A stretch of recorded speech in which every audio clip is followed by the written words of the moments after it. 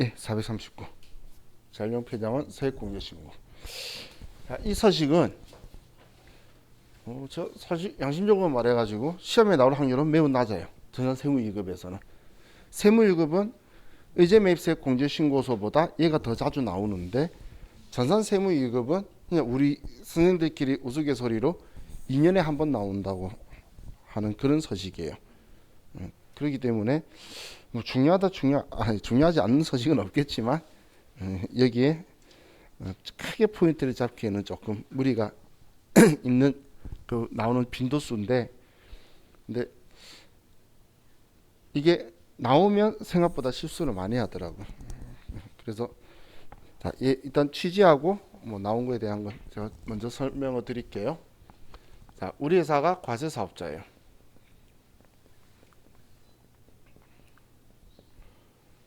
자, 이 과세 사업자는 누구나한테 재화액 공급을 하고 매출 가격을 받으면서 매출세액을 받아서 세무서에 이렇게 납부를 할 거예요. 자, 그럼 우리 회사도 사업자나 누구나한테 재화액 공급을 받고 매입 가격을 지불을 하고 매입세액을 주고 공제를 받으면 되는데, 자, 그런데 지금 이번에는 우리가 받는 이 원재료가 과세품은 맞아요. 과세품은 맞는데 나한테 이 공급하는 재화가 고철이라든지 아니면 폐지라든지 아니면 중고자동차 이런 것들인 거예요.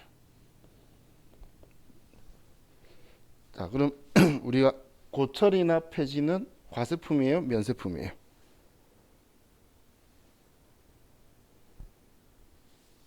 자, 이거 우리 면세품에서 본 적 있나요? 폐지, 고철, 면세품 이야기할 때 들은 적 없죠? 그럼 우리 일반 소비세니까 과세품인 거예요. 그럼 얘네들은 과세품인데 나한테 이걸 공급하는 사람이 면세 사업자이거나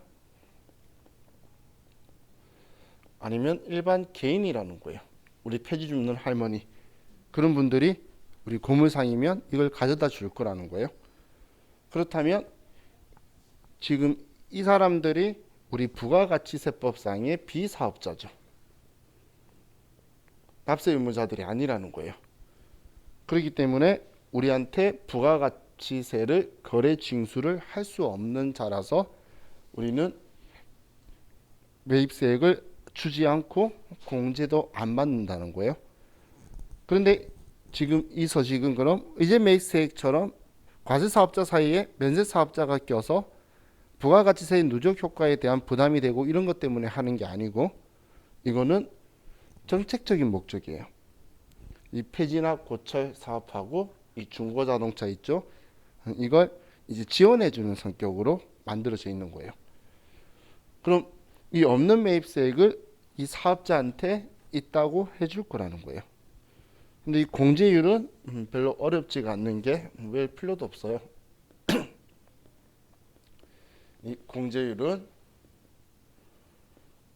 폐지나 고철은 103분의 3이고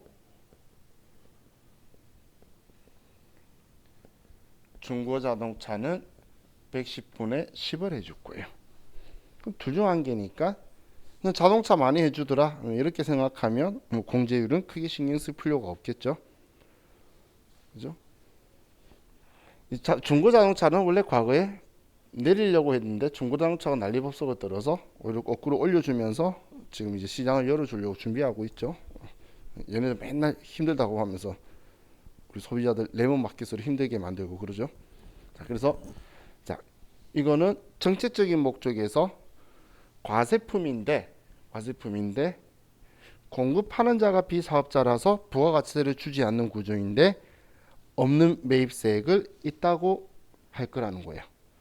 그럼 자, 이것도 없는 매입세액을 있다고 해주니까 의제 매입세액 공제와 같은 비슷한 형태로 모두 회계 처리나 거짓 신고서에 반영되고 하는 건 똑같은데, 자, 여기에서는 면세 사업자한테는 이때는 계산서를 꼭 받아야 돼요. 계산서를. 그런데 개인한테는 뭐 받을 수 있는 게 없죠. 폐지 접수는 할머니한테 뭐 해달라 그러면 그분은 영수증 종이 사는 것도 부담될 수가 있죠. 그래서 이때는 무증빙이라는 표현으로 영수증이라고 표현하는 거지 무증빙인 거예요. 자, 우리 중고자동차 회사도 생각하면 사업자한테 차 사오는 것보다 일반 개인한테 사와서 파는 게 더 많겠죠. 그럼 우리가 자동차를 중고매매상에 팔면서 증빙을 해줄 수 있는 게 없다는 거예요. 그럼 중고매매상도 매입은 우리 개인한테 이렇게 사게 되죠. 그럼 그 없는 매입세액을 있다고 해줄 거라는 거예요. 그럼 이 서식에서 주의할 점은, 자, 일단 과세 사업자한테 매입분은 안 돼요. 재활용 폐자원 세액공제 대상이 아니란 이야기예요. 과세 사업자한테 사는 건 부가가치세를 주고 우리는 적법하게 받으면 되는 거잖아요. 공제를. 그런 거기 때문에 과세 사업자한테 매입분은 부가세 안 줬는데요. 그러면 너가 바보네. 그리고 세금계산서 발행하는 놈 이리 와. 해서 세금계산서 미박하고 과산세 때려버릴 거예요. 과세 사업자끼리 뭐 하는 짓이야. 그죠? 그건 악용하는 거고. 그게 아니고 과세 사업자가 아닌 비사업자가 아닌 경우에 그럼 당연히 과세 사업자한테 부가세 주고 세금계산서 받는 건 당연히 안 되겠죠. 그거는 그걸로 공제받으면 끝인 거예요. 그래서 거래 상대방이 이제 과세 사업자의 조건이면 안 되고, 자, 얘도 우리 확정 신고 시 이때 한도 계산을 할 거예요.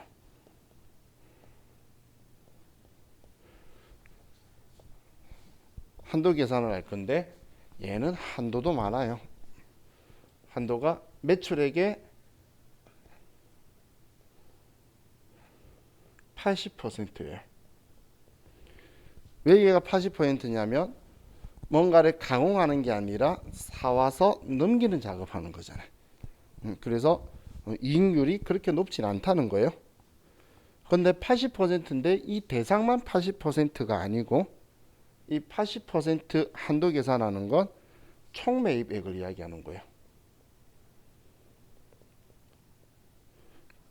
자기가 세금 계산서를 수취를 한 거든 세금 계산 수취 안 한 거든 전체 매입액의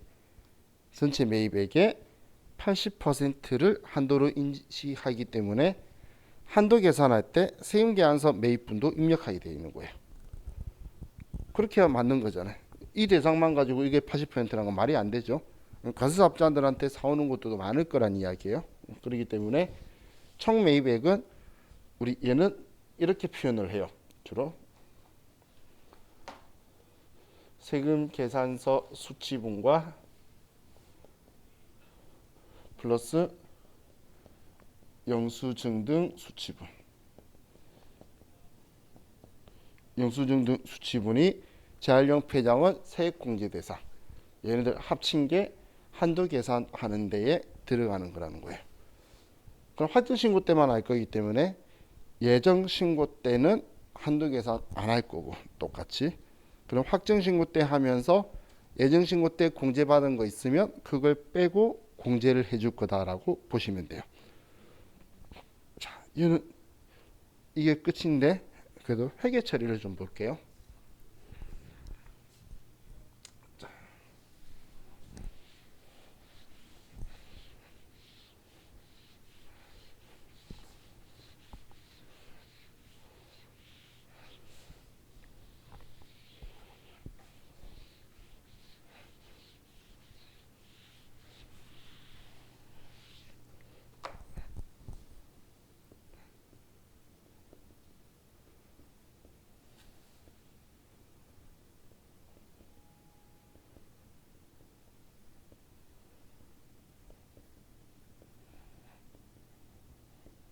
자, 재활용 폐자원 세액공제 대상 매입할 때 이것도 재활용 폐자원 세액공제 대상이라는 건 부가가치세 신고랑 관련이 있는 거죠. 그래서 매입 매출 전표에서 53번 매입 면세나 아니면 60번 명건을 사용할 거예요. 60번 명건. 자, 그럼 매입액이 예를 들어서 103만 원이에요.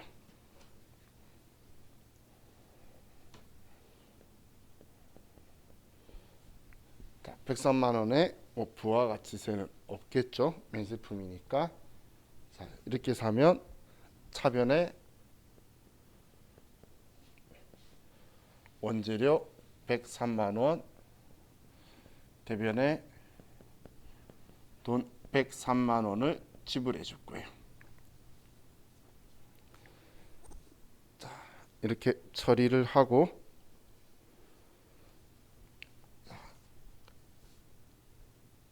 그리고 이제 얘를 재활용 폐자원 세액 공제를 받으면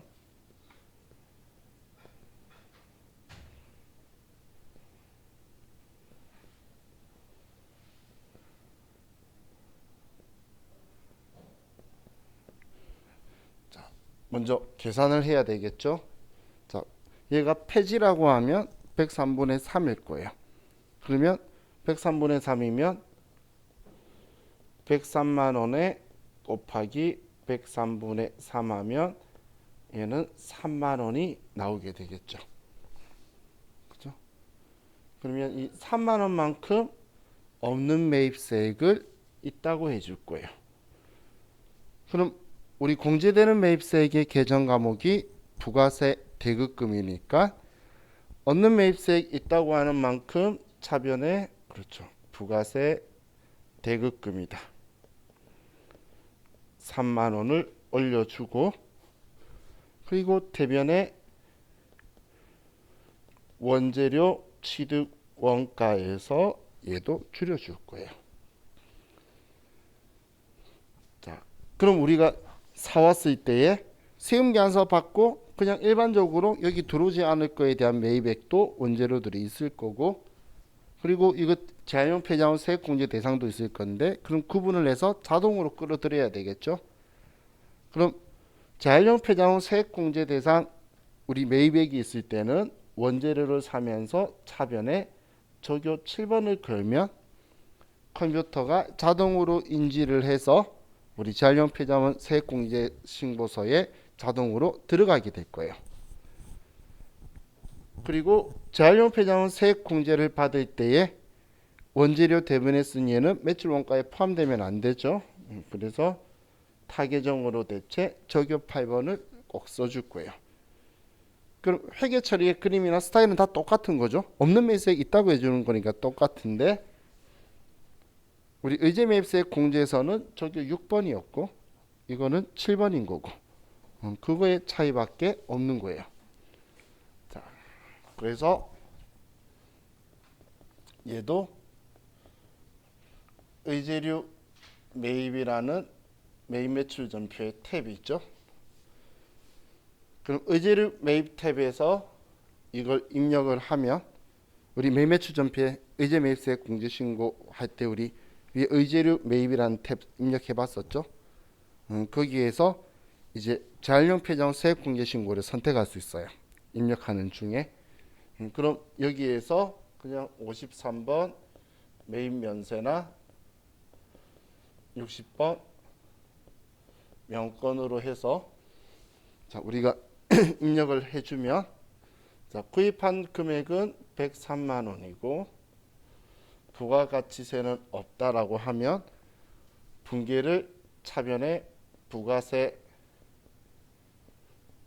대급금 3만 원이다. 그리고 원재료 100만 원 대변에 현금으로 103만 원을 지급한다. 이렇게 분계가 자동으로 될 거예요. 의제 매입세액 공제처럼 이 원재료 3만 원을 그냥 이 두 분기를 합친 것처럼 3만 원을 부가세 대급금으로 이제 분기를 해줘 버릴 거라는 거예요. 자, 이게 재활용 폐자원 세액 공제 신고서의 내용이다라고 보시면 돼요. 자, 이 신고서는 우리 그냥 같이 작성을 해보면 더 빨리 그냥 보면서 이거 이야기하는구나 라고 느낌이 드실 거니까 같이 작성하면서 좀 보도록 할게요.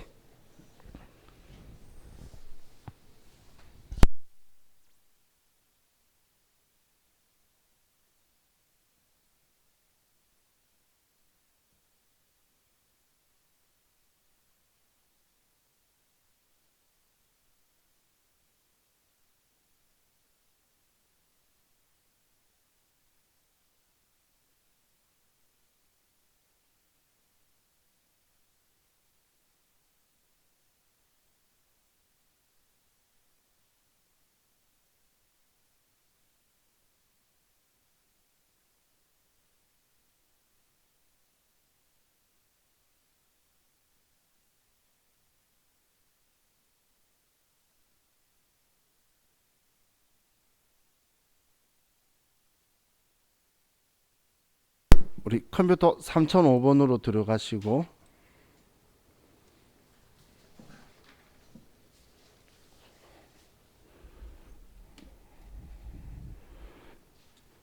자, 부가가치 탭에서 재활용 폐자원 세액공제 신고서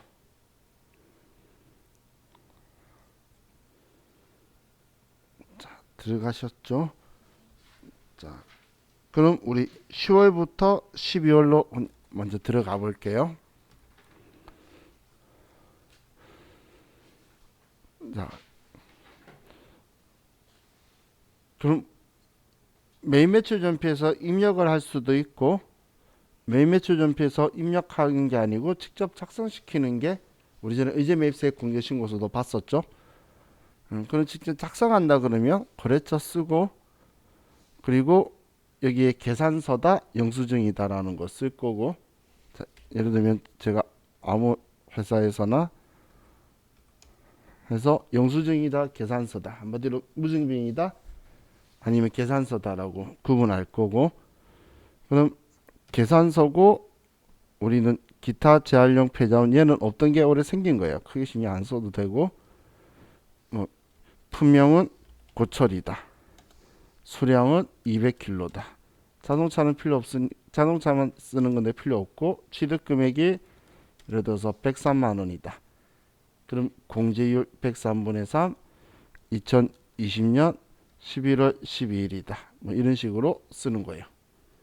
그럼 이렇게 쓰고 나면 자, 얘는 끝이 아니라 지금 제가 확정 신고 기간을 썼죠. 그럼 확정 신고 기간은 아래쪽에 한도 계산을 하는 거예요.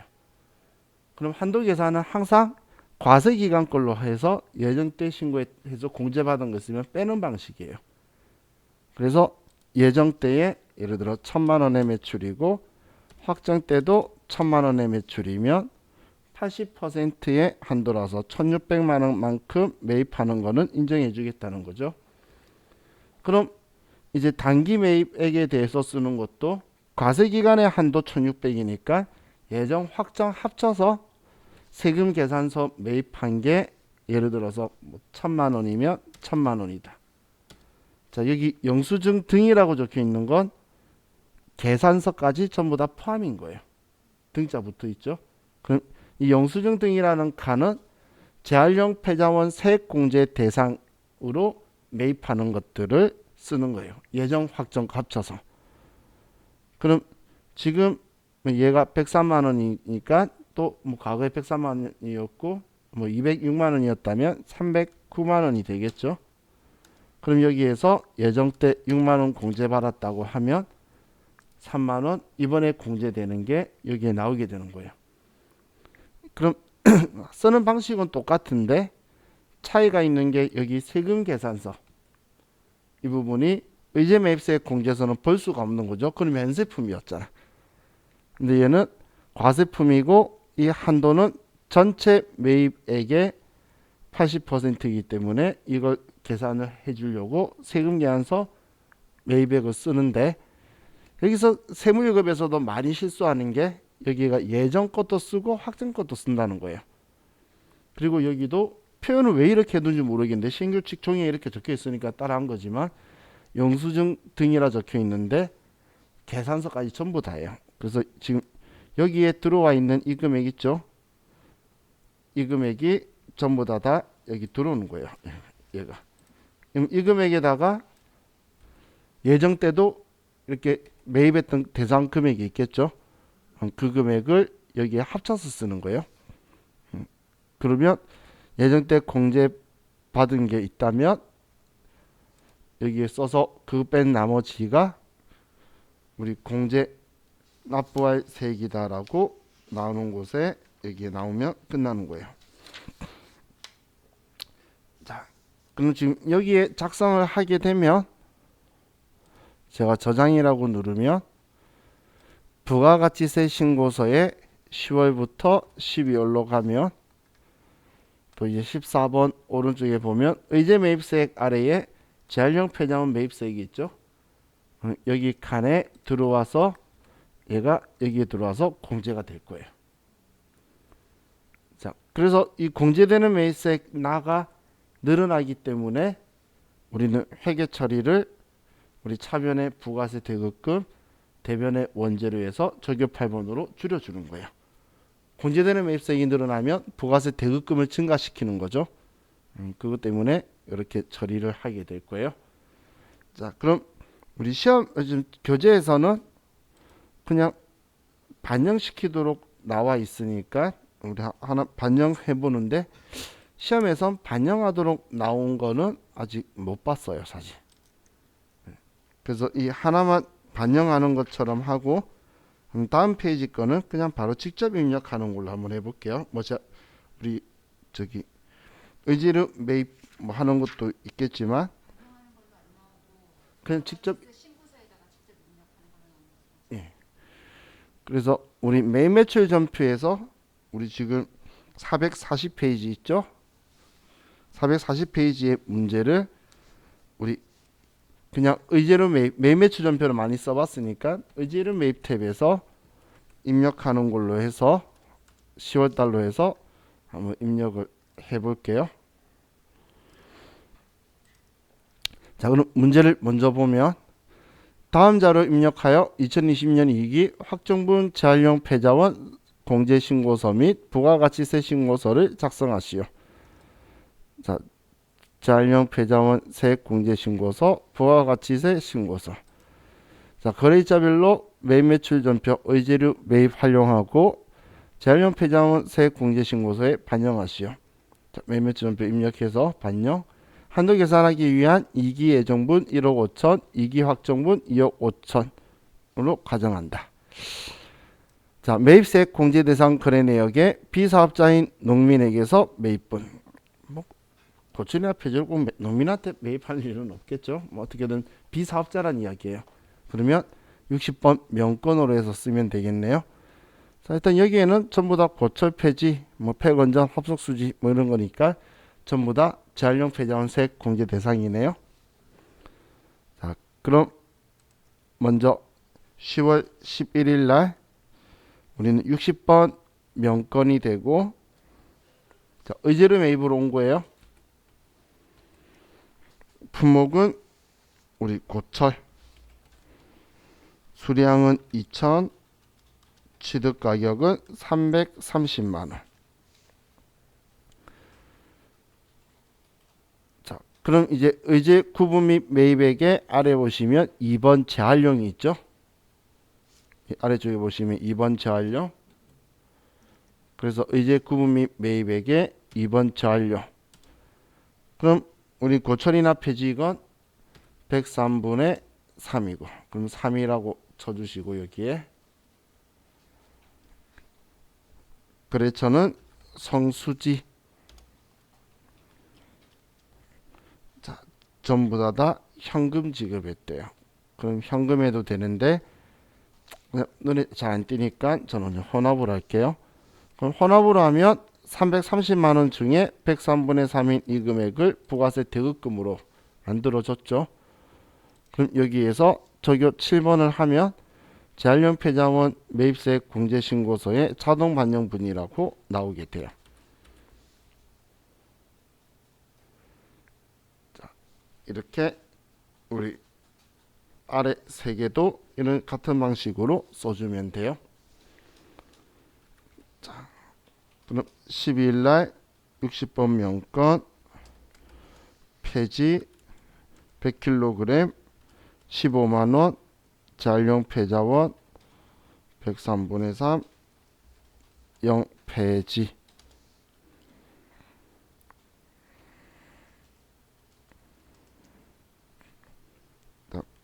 27일 폐건전지 796만 원 박건전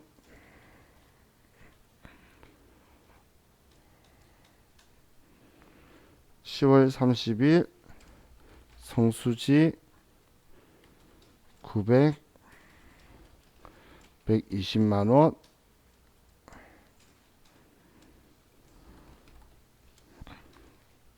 폐합성수지였구나.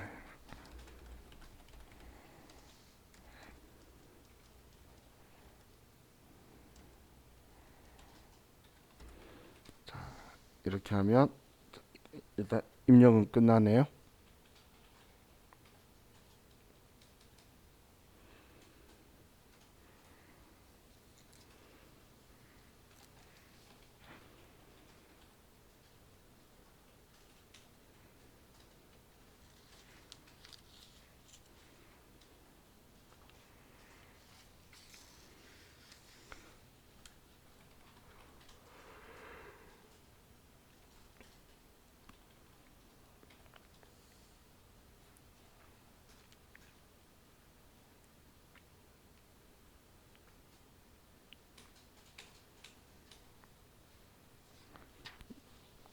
자, 입력 다 하셨으면 이제 재활용 폐자원 세액공제신고서로 가서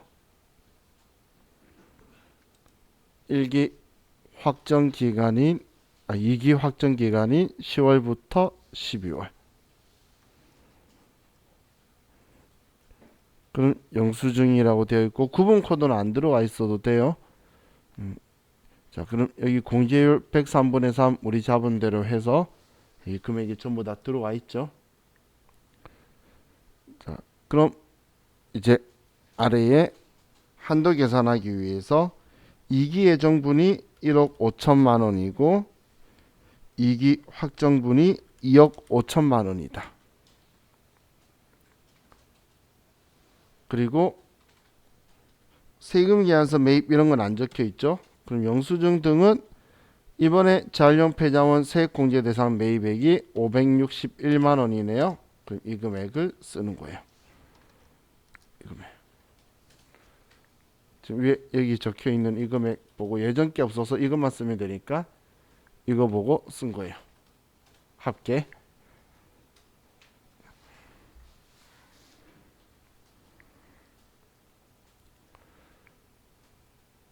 자,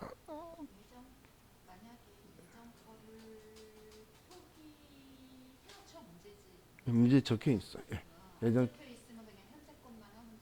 그렇죠. 예정 매입액이 있다 그러면 이것 때문에 이야기해 줬구나. 그렇죠. 찾아보는데 있으면 블록에 있을 때 들어와요. 얘네들이 계정하면 쫙 불러 들어와지는데 그런 게 없는 거예요. 자, 그럼 이제 저장하시고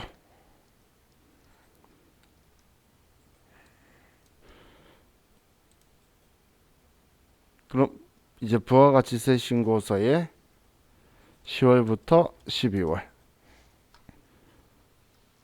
잠깐만 제가 뭔가 빠졌나? 얘가 지워져 버렸구나.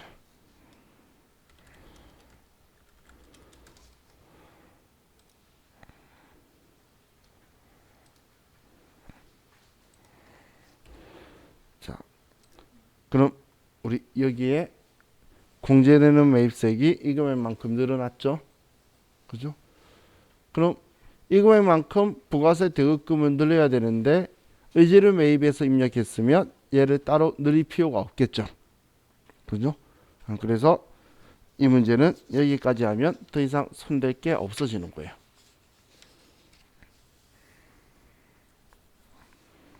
자, 다음 442페이지로 가서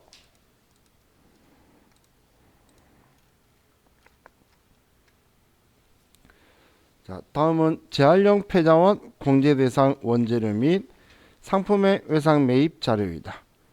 매입 매출 전표에 의제료 매입으로 전표 입력하여 회계 처리하고 제2기 예정 기간에 재활용 폐자원 공제 신고서를 작성하시오. 자, 그럼 이번에는 근데 이런 거 신경 쓰지 말고 그냥 재활용 폐자원 세액 공제 신고서에 고철하고 중고차하고 얘네들을 그냥 직접 입력을 할게요. 자, 그럼 재활용 폐자원 세액 공제 신고서 가서 2기 예정이니까 7월부터 9월. 자, 첫 번째 공급자는 김나영. 죄송해요. 7,700번 해서 안 바꿨구나. 어쩐지 김나영이 없더라. 이름 바꾸셨어요? 나만 안 바꿨나?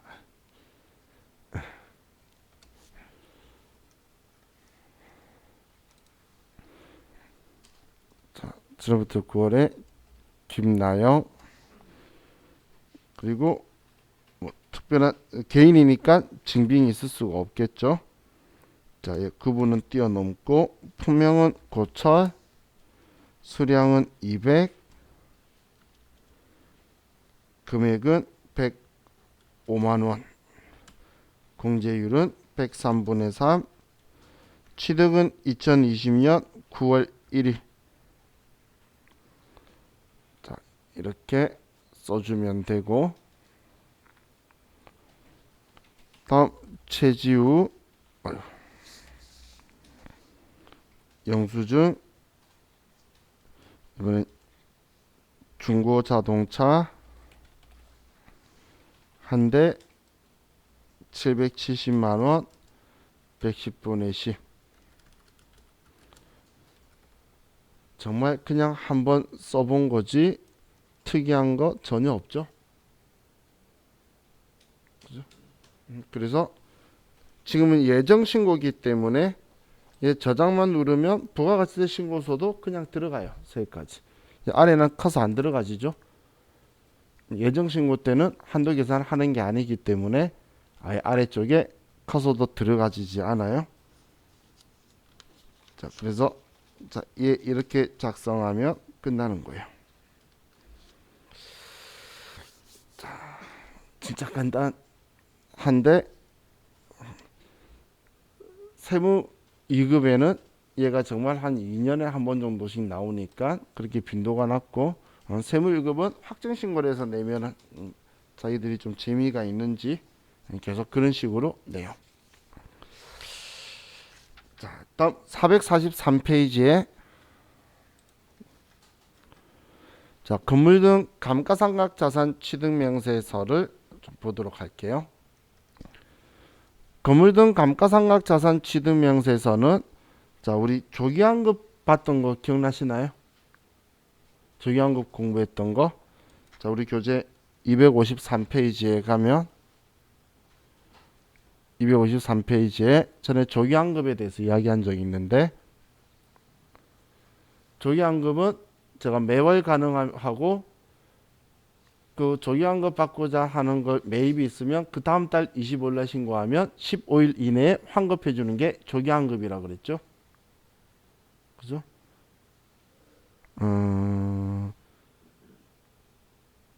우리 했었어요. 그죠?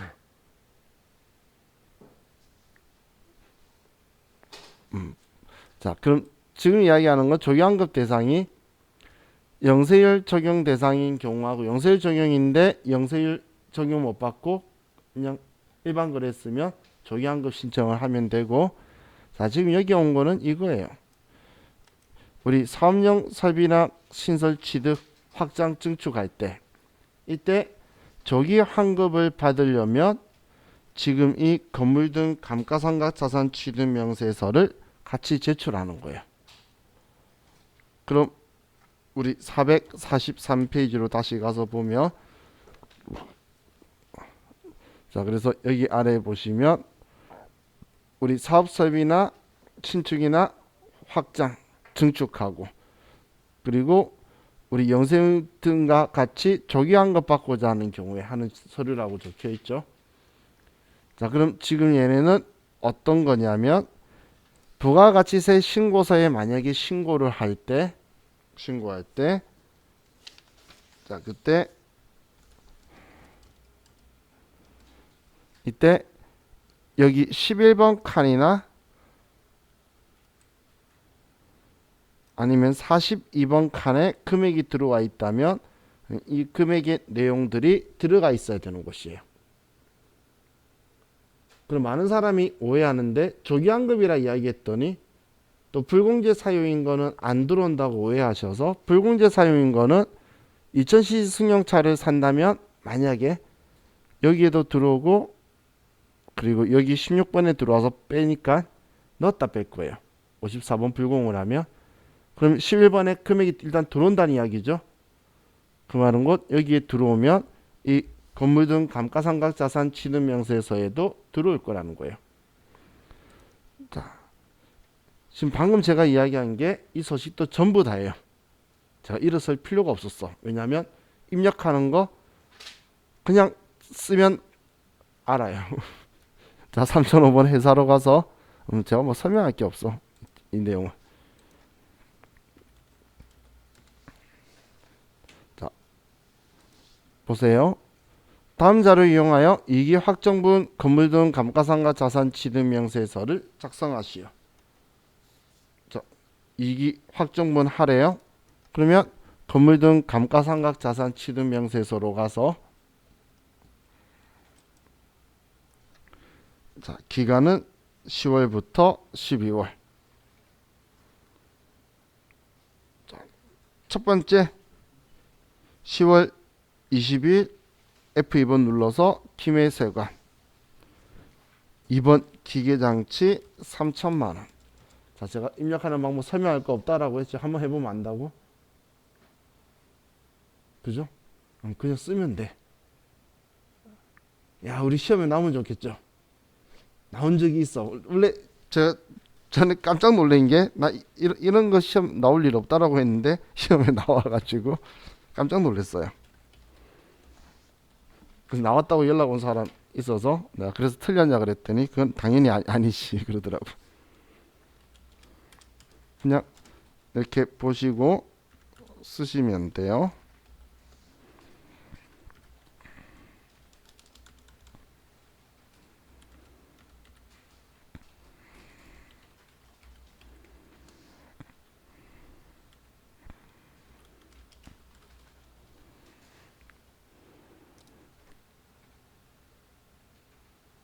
이렇게 하고 저장하면 끝이에요.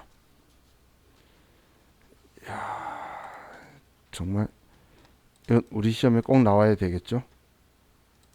그죠? 자, 그래서 우리 기출 문제가 한 번 나왔으니까 총 2번 나왔는데 한 개 지금 여기 없고, 자, 교재 653페이지로 가볼게요.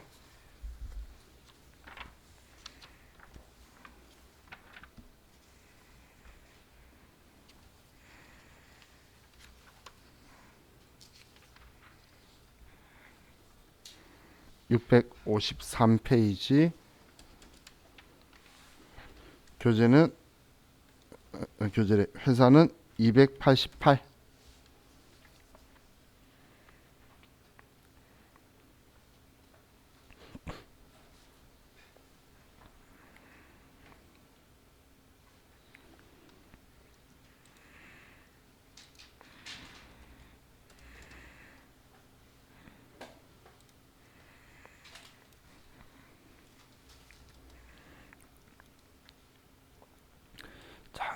2번 문제 볼게요.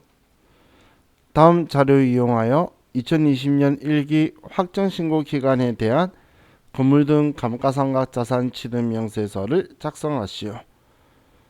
자, 전부 다 세금계산서 수치를 한 건데, 자, 문제가 건물 등 감가상각 자산 취득 명세서 작성하라는 거죠. 그러면 전부 다 1기 확정인 4월 달이고, 승용차, 기계, 에어컨 전부 다 고정자산들이네요. 자, 그럼 건물 등 감가상각 자산 취득 명세서에 가서 4월부터 6월.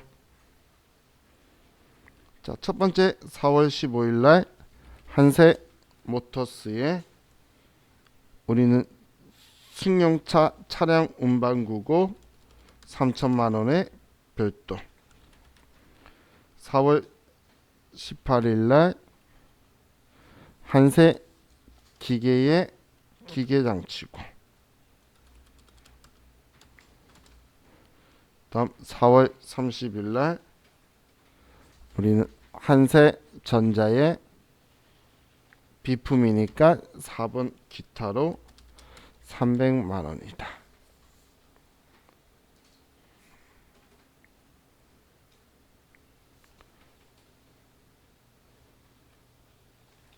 야, 우리 시험에 나오면 좋겠죠. 이 정도면 3점, 이 점수도 적당하다고 생각할 수 있어. 그렇죠? 자,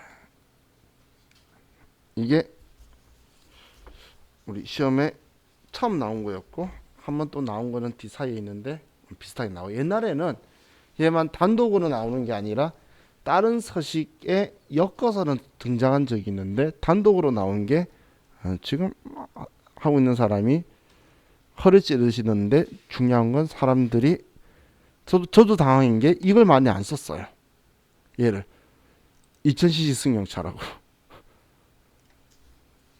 지금 문제 보면 얘가 2000cc 승용차라서 얘를 안 쓴 거예요. 그래서 여러분한테는 혹시 나오면 기분 좋게 했다가 한 개 틀려서 일정 감점돼도 괜히 기분이 안 좋잖아요. 그죠? 얘는 공제가 되든 안 되든 부가지신고서 고정자산 쪽에는 들어가는 거죠. 거기 들어가면 얘 다 작성한다고 보시면 돼요. 얘는 다 작성.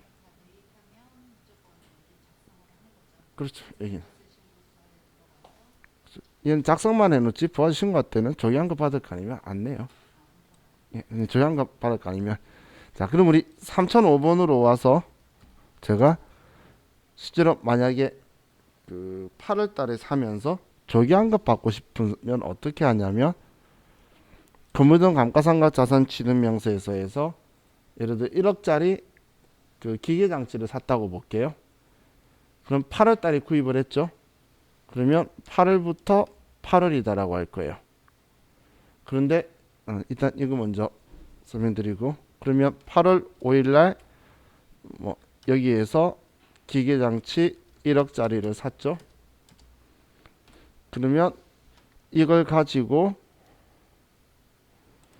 부가가치세 신고도 조기환급할 때는 8월 1일부터 8월 말일까지로 하고, 그리고 여기에 1억에 1000만 원짜리가 들어올 거고, 그럼 컴퓨터도 가표명세하면 얘가 조기환급 대상인 줄 알고 하려고 하는 줄 알고, 그럼 신고 구분은 영세율이나 조기환급 얘 3번 체크를 하고, 신고는 다음 달 25일자로 해서 체크를 하면 돼요. 그런데 지금 제가 8월 달을 냈죠. 그럼 7월 달하고는 조기환급하고 상관없는 매입액이 있을 거잖아. 그죠?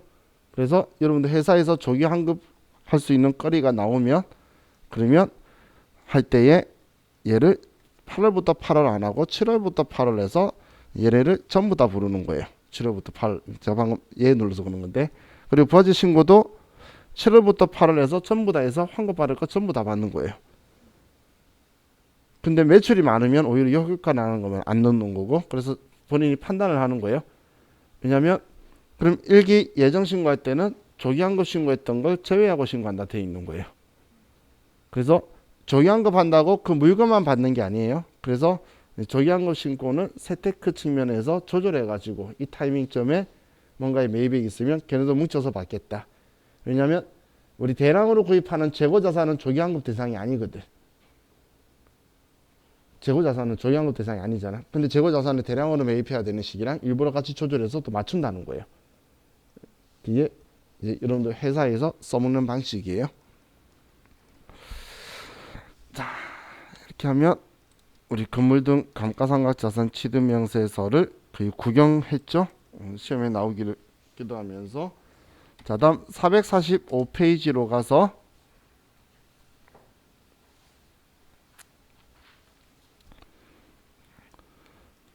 자, 영세율 첨부서류 제출 명세서를 볼게요.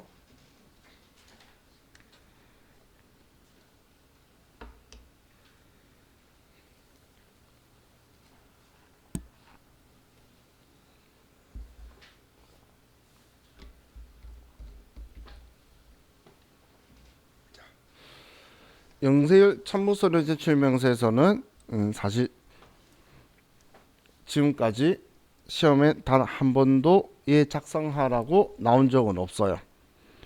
자, 근데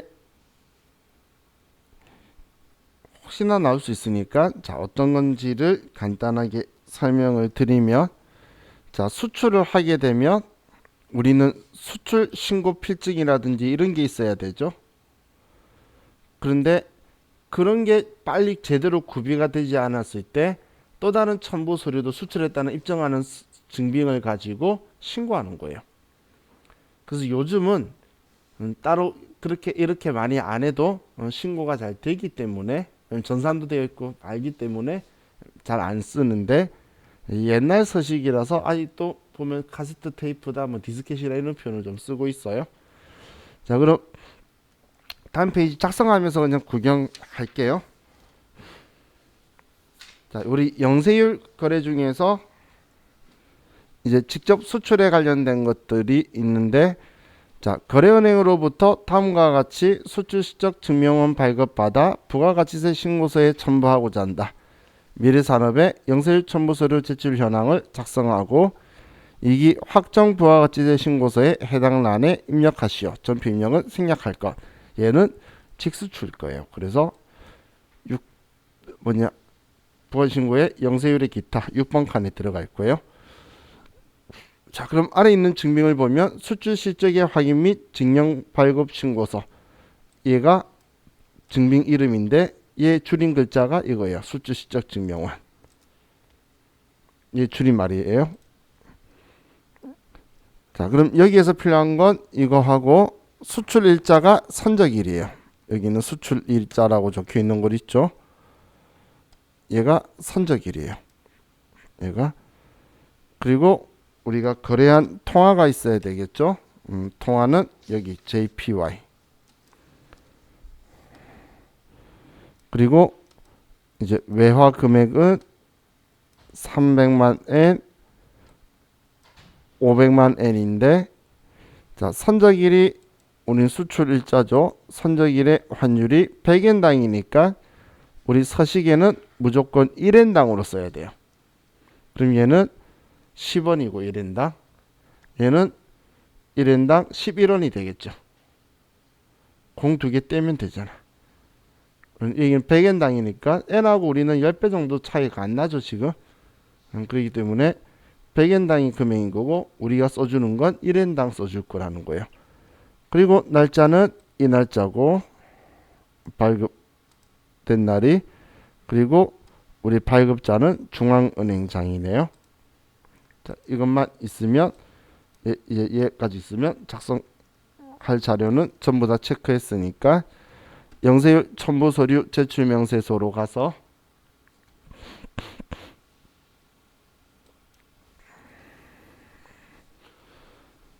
자, 제출 기간이 2기 확정이니까 10월부터 12월. 서류명은 수출 실적 증명원.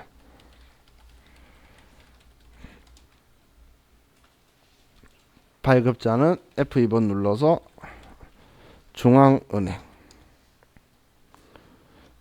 발급 일자는 2021년 1월 20일. 첫 번째의 수출 일자는 2020년 10월 15일. 자, 통화 코드에서 F2번 누르고 1번이라고 치시면 JPY 나올 테고, 10월 15일자의 환율은 1엔당 10원이니까 10원. 외환은 300만 엔. 자, 그럼 지금 얘는 이 서식에 있어서 썼고, 수출일자가 선적일 공급식인데 10월 15일이면 지금 신고 기간에 들어와 있죠. 그래서 단기 신고 해당 분의 금액을 두는 건데, 만약에 이번 신고에 해당하는 분이 아니면 지우는 거예요. 스페이스바 엔터에서 지워버리는 거예요. 여기 있으니까 제출하는 거에는 썼지만 단기 신고에 해당하는 건 아니다라고 없으면 지워버리고, 아니면 날짜가 이 기간에 안 들어온 거면 지울 건데 지금은 맞으니까 그대로 두면 돼요. 자, 과세 이용은 문제에서 별말 안 하고 있지만 16 수출이고, 아래 보시면 부가세 유형이라고 12영세 16 수출 이런 거 있죠. 자, 그리고 뭐 거래처에 대한 정보 없죠. 그럼 영세율 구분은 직수출이니까, 그럼 F2번 누르면 1번 직접 수출, 대행 수출 포함. 똑같이 엔터 치면 위에 글자 따라올 거고, 중앙은행이라고 F2번 누르고 쓰고, 발급 일자도 똑같으니까 엔터 치고, 자, 선적 일자는 2020년 10월 20일. 엔터 치면 JPY. 환율은 1엔당 11원. 우리 외환은 500만 엔이다. 16 수출 1번.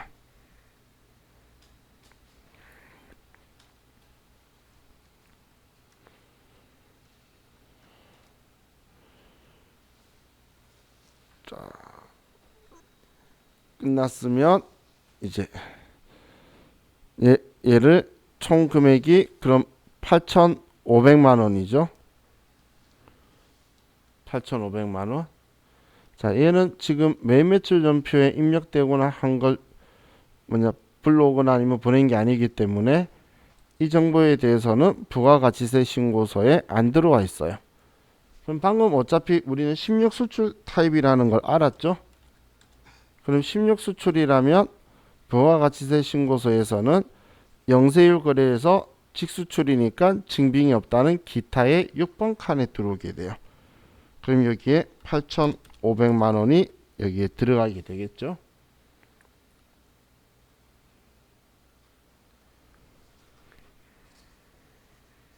자, 이렇게 하면 영세율 매출 명세서를 작성을 했고,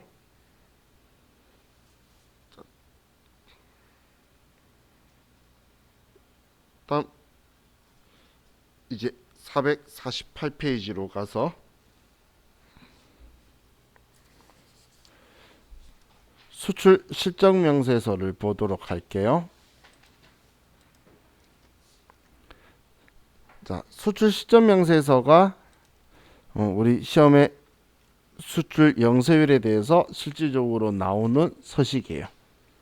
실질적으로 등장하는 서식인데, 자, 수출 실적 명세서는 이렇게 수출 신고 번호가 수출 신고 필증이 발급되어서 있는 거래들이 있는 거고, 이 번호를 받지 못하면 기타 영세율이라서 이 앞에 했던 얘를 받을 거예요. 그래서 신고를 할 거라는 거예요. 자, 그럼 자, 먼저 메뉴를 가지고 들어가서 보면, 자, 수출 실적 명세서 여기 있는 거 들어가시고,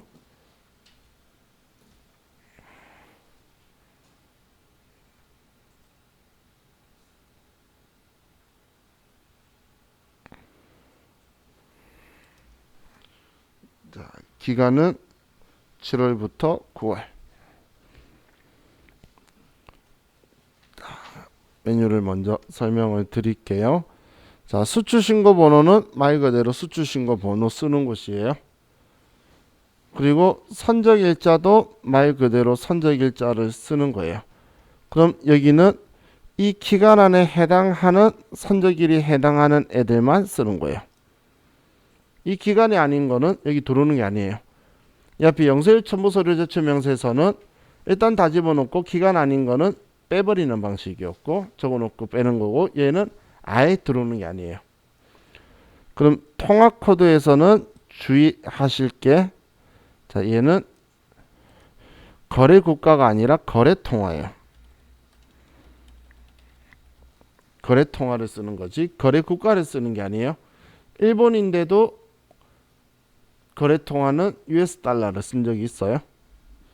그렇기 때문에 거래 국가가 아니고 거래한 금액의 통화를 말하는 거예요.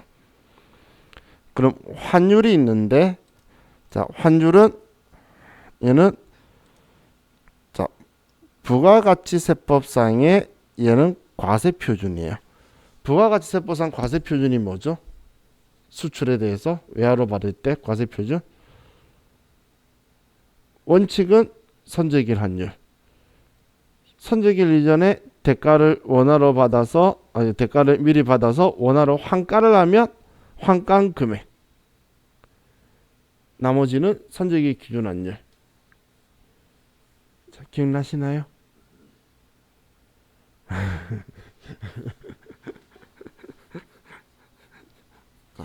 자, 아주 저렴하게 이 시험용으로 써드릴게요. 자, 선적일 하고 그리고 글자 보이시죠? 가려도 그리고 환가일하고 그럼 돈 받아서 환가한 날하고 이 두 개 중에서 자, 이 두 날짜 중에 빠른 날 환율을 쓰는 거예요.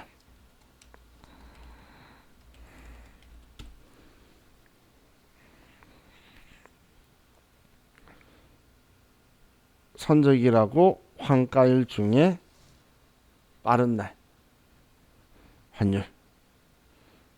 그럼 환가 금액이니까 환가일 환율이 아니죠. 미리 환가했다면 환가 금액이니까 환가한 금액에 대한 환율.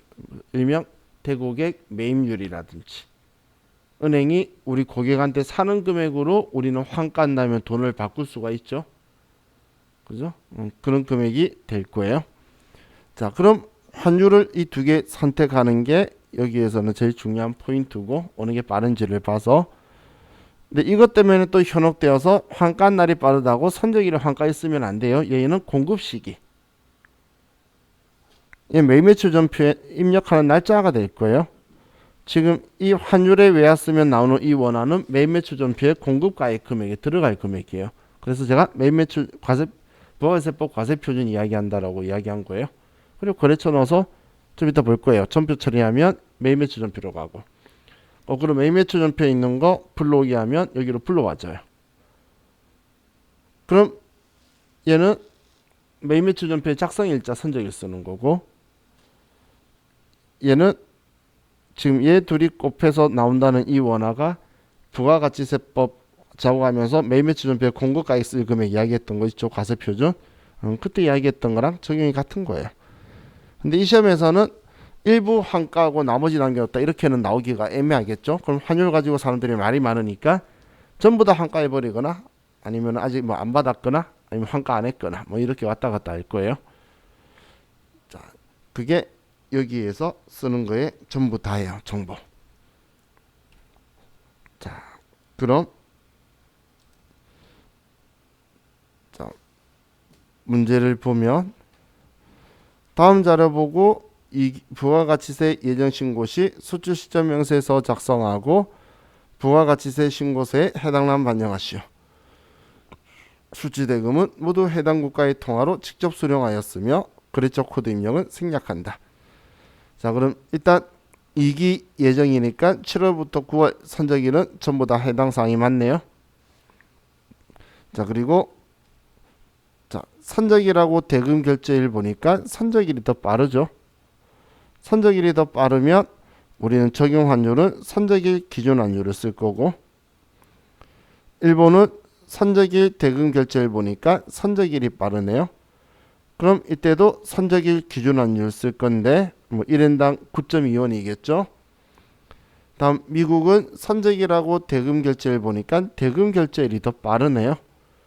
근데 그 아래 봤더니 이 수출 신고 번호네요. 이 대금은 대금 결제일인 9월 10일 날 이날 돈 받아서 원화로 환가했대요. 그럼 환율은 이 금액 대금 결제일 적용 환율로 사용해야 되겠죠. 그죠? 자, 그럼 이제 얘네들을 우리가 환율로 사용할 것에 입력을 할 거예요. 자, 그럼 첫 번째 우리 미국 거 수출 신고 번호 입력하시고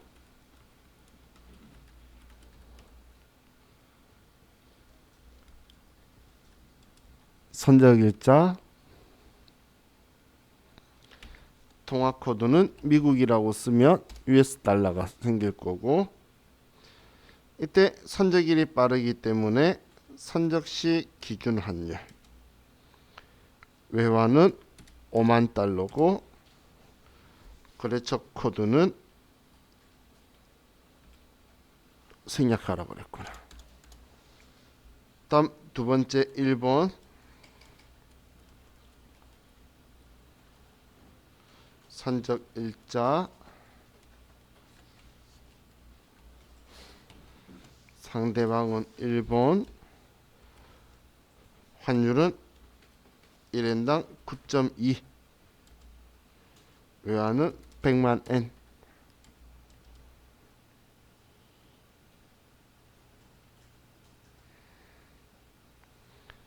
자, 다음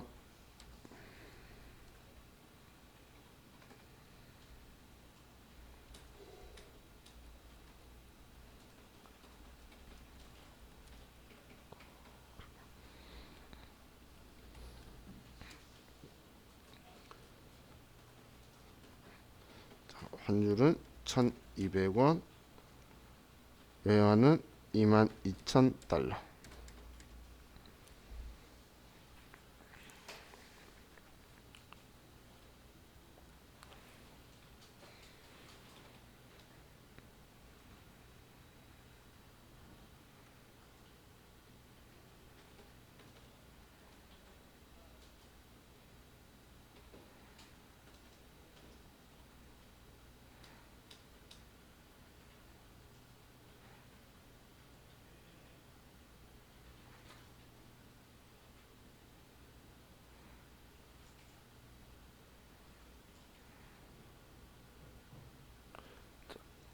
별로 어려운 거 없죠? 얘도 이 환율 선택하는 게 포인트다라고 제가 이야기했었죠. 자, 그럼 우리 450페이지로 갈게요.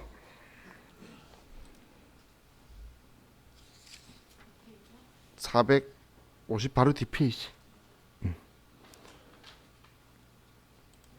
얘도 부가세 신고서는 똑같이 6번 칸에 가니까 자, 우리 다음 페이지로 가서 자, 이거 가지고 좀 보도록 할게요. 자, 회사는 7700번으로 하고 7700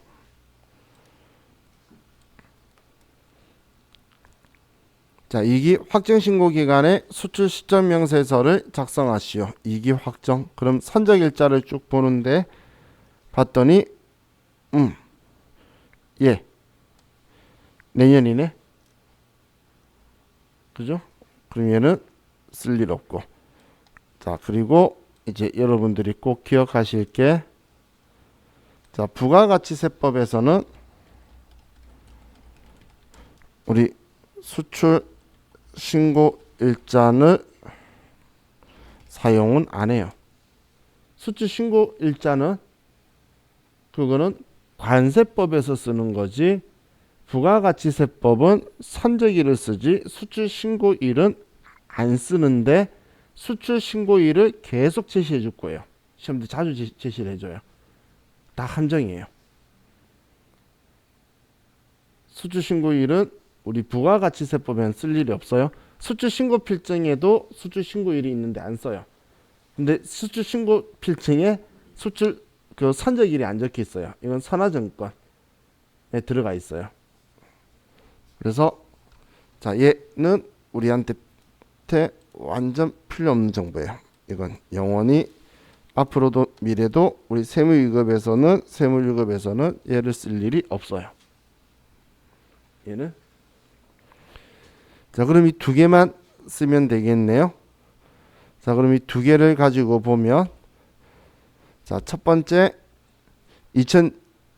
첫 번째 거는 10월 7일 날 선적한 거는 결제일자가 11월 25일이니까 10월 7일 선적일이 더 빠르죠. 그러면 10월 7일 선적일 기준 환율을 쓸 거예요. 1130원.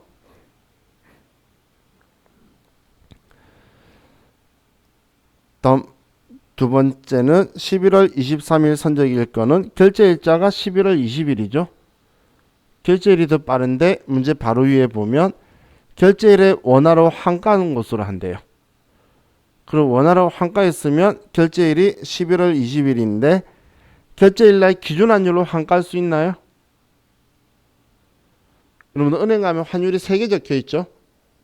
하나는 대고객 외국환 매입률 자기들이 살 때, 하나는 기준 환율, 하나는 대고객 외국환 매도율. 여러분이 달러로 바꿔주세요 할 때. 한마디로 자기는 기준 환율에서 좀 싸게 사고 비싸게 파는 거예요. 그럼 우리는 대고객 외국환 매입률인 이 금액에 환가를 할 수밖에 없겠죠. 환가했으면. 그죠? 왜냐면 선적일 이전에 환가하면 환가의 기준 환율이 아니고 환가 금액이라고 전에 별표까지 쳤잖아 우리 이론할 때. 그럼 환가 금액이면 환가를 이걸로 할 수 있는 걸 있으면 저도 알려주세요. 저도 가서 하게. 일반적으로 일반적이 아니라 전부 다 은행이 자기들이 사겠다는 걸로 환가를 하죠. 그렇기 때문에 자, 이 정보가 없으면 기준 환율로 따라갈 수밖에 없지만 정확하게 가는 게 이게 맞아요. 자, 그러면 자, 얘 두 개. 전신 환율은 필요 없는 거고. 자, 그럼 이 두 개만 가지고 좀 보면 자, 수출 시점 명세서에 가서 10월부터 12월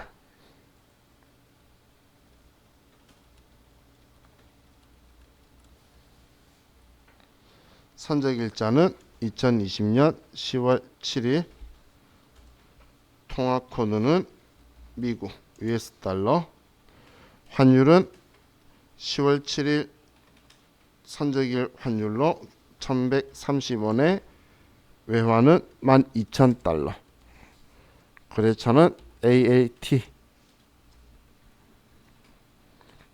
다음 020-1506-013-84165 2020년 11월 23일이고 US 달러에 1140원 환율은 23,000원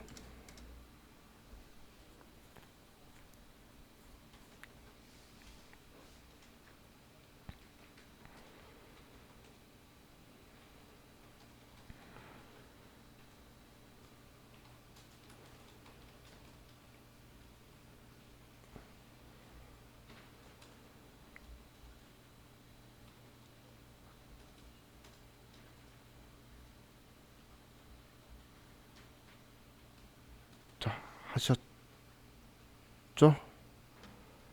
일단 저장을 하고 자 이제 여기에서 이걸 매일 매출 전표로 보내는 거 한번 볼게요. 자 앞에 네모박스 체크 두 개 다 하시고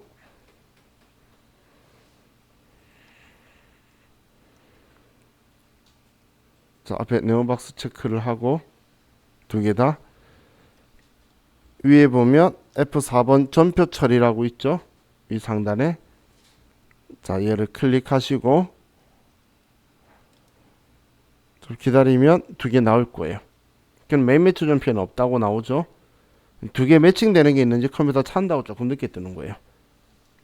그럼 확인 누르고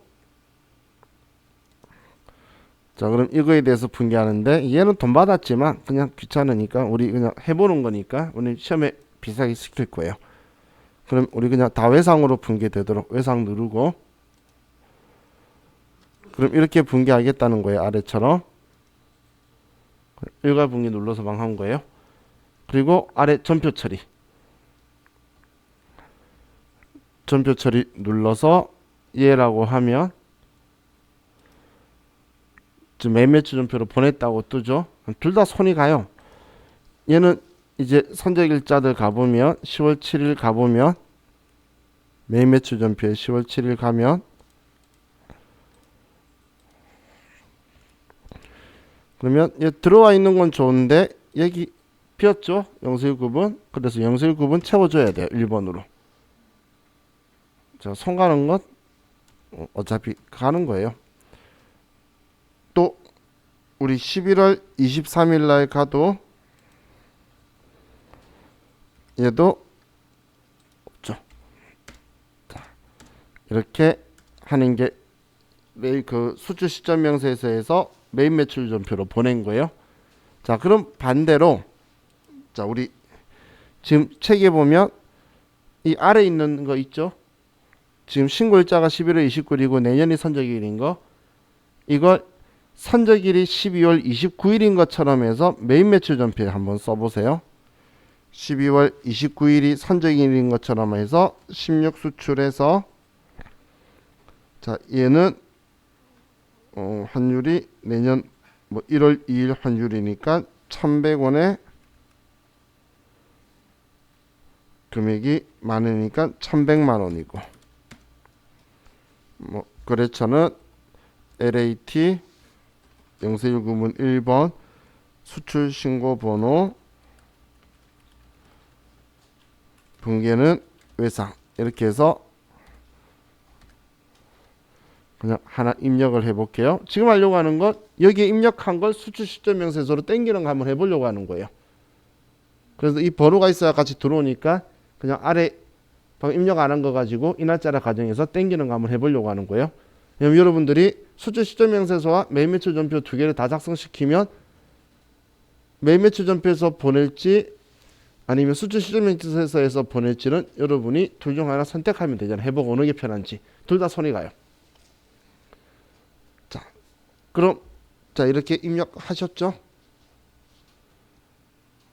됐죠? 그럼 이제 수출 시정 명세서로 가서 자, 10월부터 12월로 가고, 자, 그냥 얘라고 하면 이건 앞에 있던 거잖아. 그죠? 자, 그럼 이제 위에 전표 불러오기, 위 상단에 예.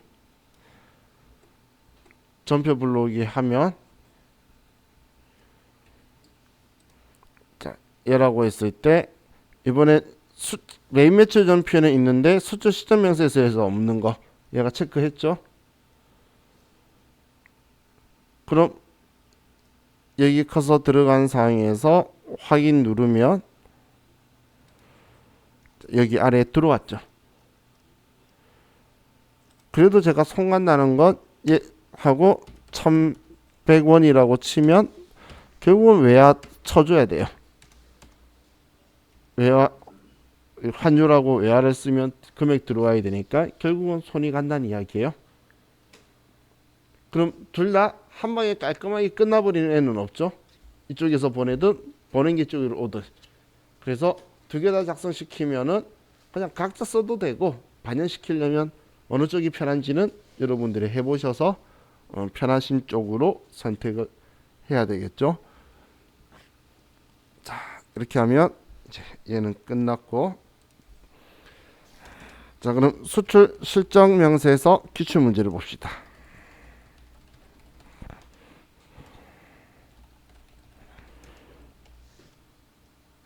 자, 595페이지.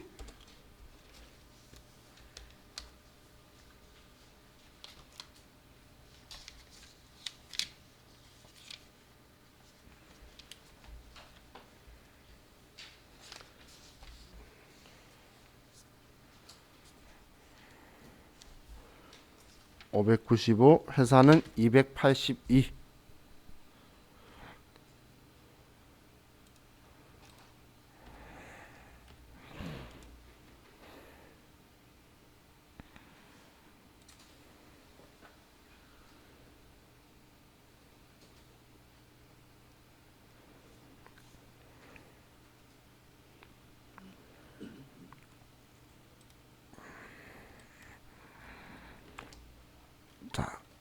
1번 문제 볼게요. 다음 자료를 보고 2020년 1기 확정신고 기간에 수출 시점 명세서를 작성하시오. 자, 수출 시점 명세서 작성하는 거네요. 자, 1기 확정신고는 4월부터 6월. 그러면 선적일이 전부 다 그 기간 아니니까 문제가 없고. 자, 그럼 선적일하고 환가일 봤는데, 자, 일본은 선적일이 더 빠르니까 선적일 기준 환율. 미국은 선적일보다 환가일이 더 빠르니까 환가일 환율. 영국은 선적일이 더 빠르니까 선적일 환율. 영국이지만 영국은 거래 통화는 US 달러죠. 일본은 JPY예요. 자, 그럼 자, 이거 가지고 수출 시점 명세서로 가서 자, 1기 확정인 4월부터 6월 1번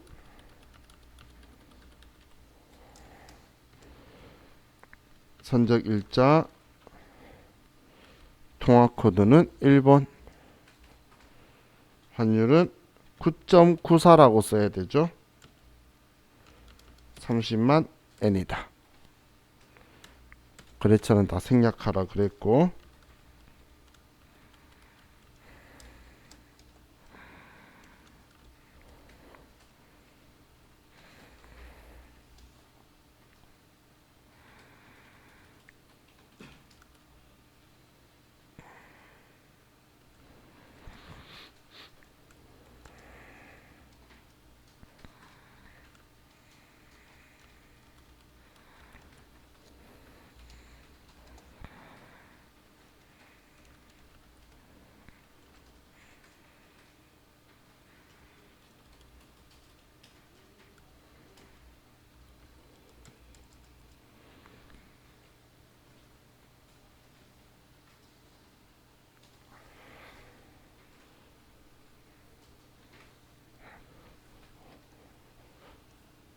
포인트가 환율에 있죠. 저 문제가. 그죠?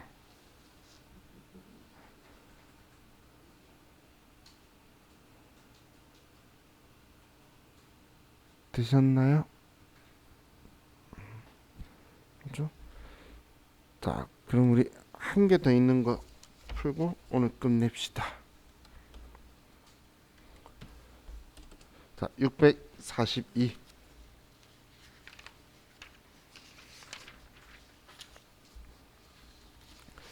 287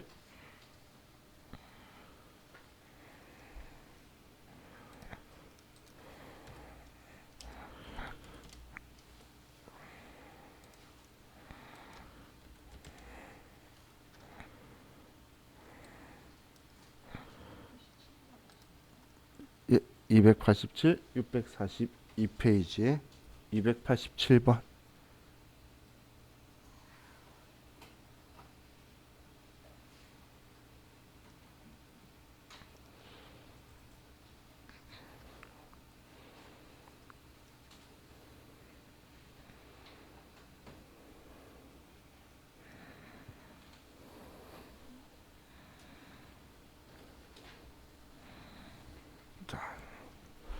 이제 보면, 자, 다음은 수출 신고 필증의 일부 자료와 선적일 환율 정보이다. 제품 매출에 대한 거래 자료를 매입 매출 전표에 입력하고 제2기 부가가치세 확정 신고를 위한 수출 시점 명세서를 작성하시오.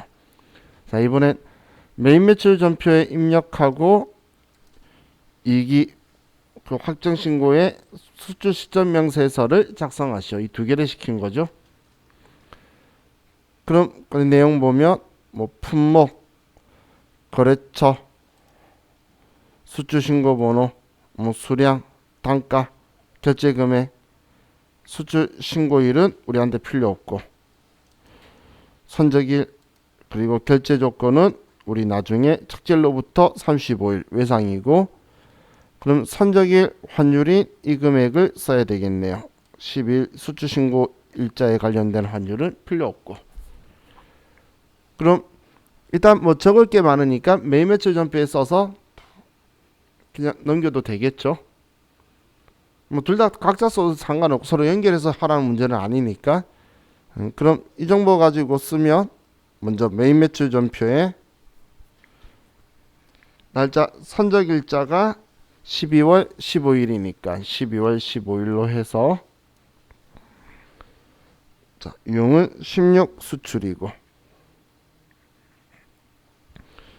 품목은 AD, AS, A1 뭐지?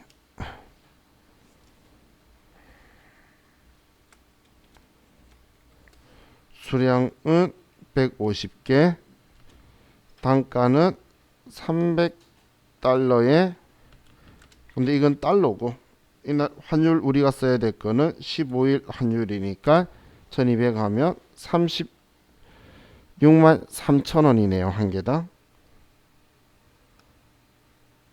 그죠? 그러면 36만 3천 원이다. 근데 수량 단가는 원래 채점 기준이 아니죠. 그죠? 그래서 이렇게 금액 써도 돼요. 우리 결제 금액이 45,000달러고 우리 환율이 1210원 하면 5,445만 원이니까 이 금액을 여기에 써도 되죠. 문제 결제 금액도 있고 그 환율 이거 계산하셔도 되고 저는 개당 300달러라고 적혀 있어서 개당 단가를 그냥 쓴 거예요. 얘는 의미 크게 두지 마세요. 자, 그리고 우리 거래처는 GA 그리고 041 구분은 1번 직접 수출이고 수출 신고 번호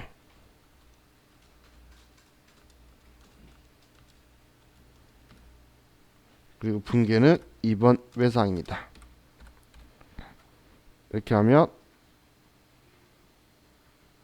기본적으로 입력이 끝났죠. 자, 그럼 메인 매출 전표의 입력이 끝났으면 이제 수출 시적 명세서로 가서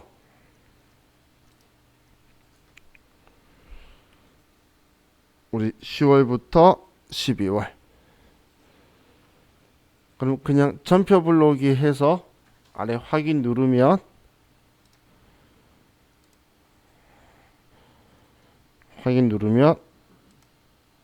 들어왔고 그럼 통화 코드는 US 달러 미국 환율은 달러당 1210원 위화는 45,000달러 이렇게 들어와서 얘까지 저장하면 끝나는 거죠.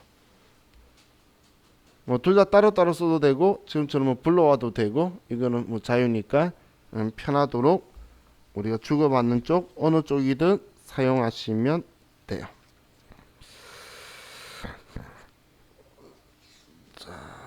오늘은 저희 여기까지 하는데 내일은 신용카드 매출원표 수령명세서 끝나면 공제받지 못할 매입세 명세서 하고 모레는 부가가치세 부속처리 하고 뭐 가산세 하고 그렇게 하면 이번 주는 끝이 날 것 같아요.